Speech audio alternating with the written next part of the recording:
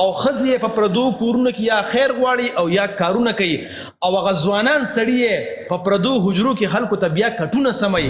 د سرو لمبو د غرغرو د شوره نه دي خبر، دا څوک چې جنگ غواړي د جنگ د زوره نه دي خبر.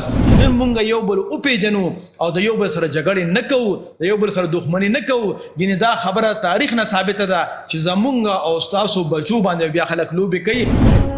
د خدای دپاره پښتنو ځانونه وپېژنئ، ستاسو دپاره خو به ځان له پیغمبر نه راځي.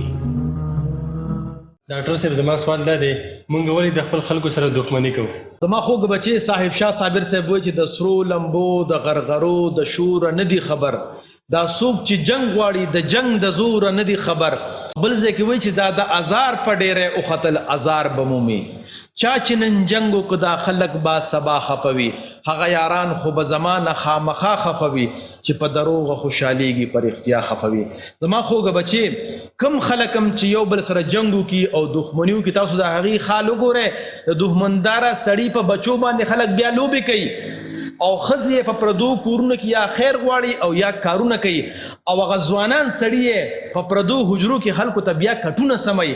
نو هغه بیا خپل نوسو ته ډیر نصیحت کوي چې بچی ګورې جنگ به نه کوې، خو به خو د ور خطیره وي.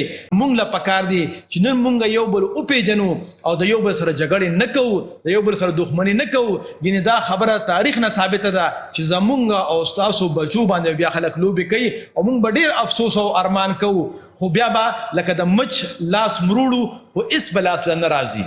ډاکټر صاحب ډېره مهرباني. خوشحاله اوسئ، ودان آباد اوسئ، لوی سړی شي بچې.